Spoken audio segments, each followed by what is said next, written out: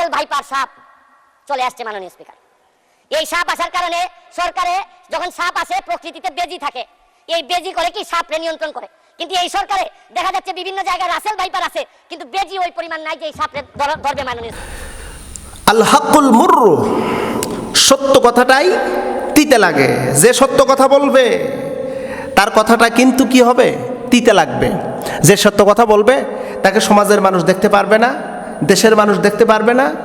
মানে এক কথা হলো, যে ব্যক্তি সত্য কথা বলে তাকে সবাই অপছন্দ করে। কথা বলেন ঠিক কিনা? আমার সমাজের ভিতরে কিন্তু আমরা লক্ষ্য করে দেখেছি, যারা সত্য কথা বলে, হক কথা বলে, তাদেরকে সবাই দেখতে পায় না। কারা দেখতে পারে না? যারা দুর্নীতির সাথে সম্পৃক্ত, সুদ ঘুষের সাথে সম্পৃক্ত, যারা অন্যায় রাহাজানির সাথে সম্পৃক্ত, এই সমস্ত ব্যক্তিবর্গগুলো সত্যবাদী লোককে পছন্দ করে না।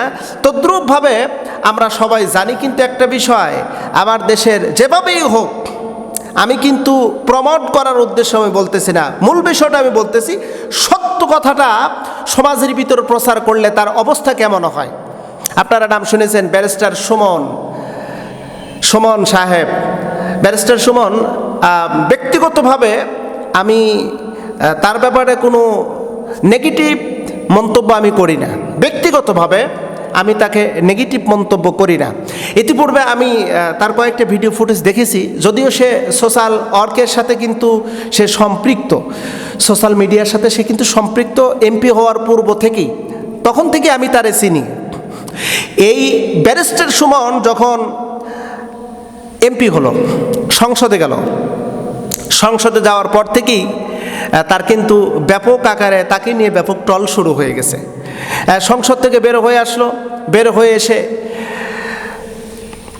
সোশ্যাল মিডিয়াতে সে বলতে লাগলো যে আমাদের অর্থ বরাদ্দ করা হয় এতটুকু, অর্থগুলো যায় কোন জায়গায়, প্রতিটা এমপি মন্ত্রীকে এরকমভাবে অর্থ যখন দেয়, অর্থের একটা খসড়া হিসাব সে কিন্তু বলে দিল। বলে দেওয়াতে তার উপরে খেপে গেল অনেক মন্ত্রী, অনেক এমপি, আমি তাদের নাম বলতে চাচ্ছি না। এরপরে আবার নতুন করে যেইটা ব্যারিস্টার সুমন যে কথাটি বলেছে, তিনি কিন্তু জিডিও করেছে, থানাতে মামলা করেছে, তাকে হত্যার হুমকি, তার জীবন আশঙ্কা সে মনে করতেছে, এজন্য সে মামলাও করেছে। তার এখন অপরাধটা কোনটা? সেটা হলো রাসেল ভাইপার নিয়ে। রাসেল ভাইপার নিয়ে সেই সুন্দর চমৎকার তিনি কিছু কথা বলছেন সংসদের ভিতরে, আমি কথাটা আমি শুনেছি, চমৎকার বক্তব্য হলো যে সে বলতেছে আমার দেশে যেই পরিমাণ রাসেল ভাইপারের আগমন হয়েছে, সেই অনুপাতে রাসেল ভাইপার দমন করার জন্য যেই বেজি দরকার, সেই বেজির সংখ্যা একেবারেই নগণ্য। তিনি কথাটা কত চমৎকার এবং যুক্তিসম্পন্ন কথা বলেছে। রাসেল ভাইপার যেভাবে আমার দেশের অবস্থান করতেছে, সেই অনুপাতে বেজির সংখ্যা একেবারেই নগণ্য। তার মানে কি, বেজির সংখ্যা বেশি হওয়া দরকার ছিল। তিনি এই কথার দ্বারা উদ্ধৃতি দিলেন বেনজির মোটাজিজ, আরও অন্যান্য ব্যক্তিবর্গদের কথা তিনি বললেন। তিনি বললেন যে বেনজির সাহেব তিনি যেই দুর্নীতি করেছে, এই দুর্নীতির খবর কে না জানে। তাকে যদি আর কিছুদিন সময় দেওয়া হতো, সে তো পুরো গোপালগঞ্জটাই কিনে নিত তার দুর্নীতির টাকা দিয়ে। তাকে দমন করার মতন আর কেউ নাই। যাই হোক, এই রাসেল ভাইপার নিয়ে কথা বলাতে এখন সুমন আহমদের উপরে ব্যারিস্টার সুমনকে হত্যা করার হুমকি দেওয়া হয়েছে, এজন্য তিনি মামলা করেছেন।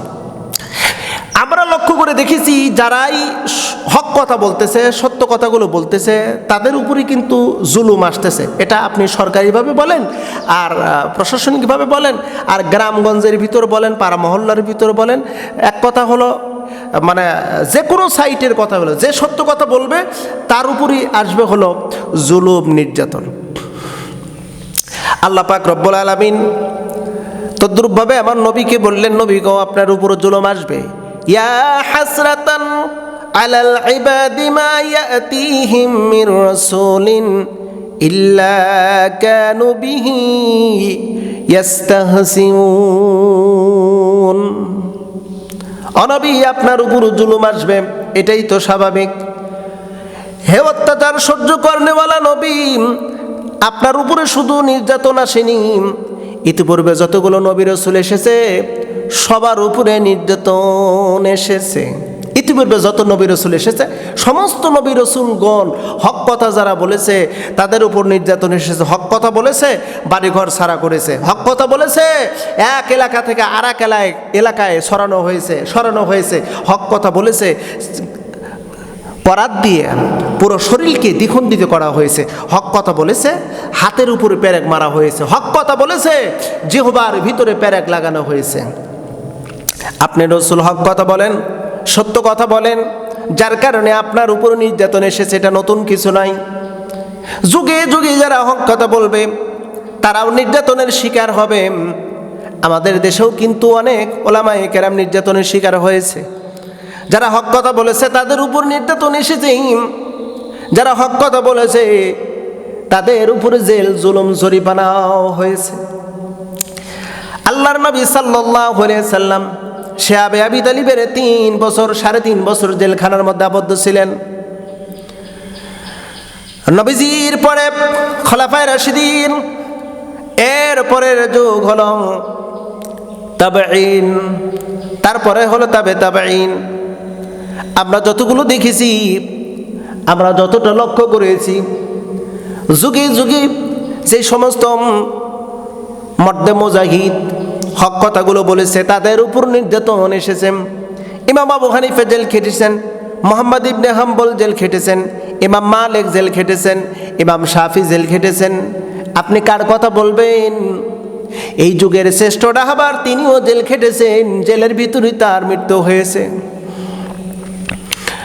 যারা সত্য কথা বলবে তাদের উপরে নির্যাতন আসবে। ও নবী, আপনাকে ওরা ঘরে ঠিক মতো থাকতে দেয় না, ঘর থেকে বের হলে আপনার উপরে জুলুম করে, নির্যাতন করে। আপনি বরং অতিষ্ঠ অধৈর্য হবেন না, আল্লাহ পাক আপনাকে এর বিজয় দিয়ে দিবেন। আল্লাহ পাক আপনাকে সুন্দর বিজয় দিবেন। অপেক্ষা করুন নবী গো, অল্প দিনের ভিতরে আপনার রব আপনাকে বিজয় দিবেন। হুজুর আমার মক্কা থেকে মদিনায় গেলেন। মদিনায় যাওয়ার পরে একটা রাষ্ট্র গঠন করলেন। সেই রাষ্ট্রের নাম দিয়ে দিল হলে মদিনা। মদিনার তিনি প্রেসিডেন্ট হইলেন। আর তিনি একটা সনদ প্রণয়ন করলেন। এই সনদটা মদিনার সনদ বলা হয়।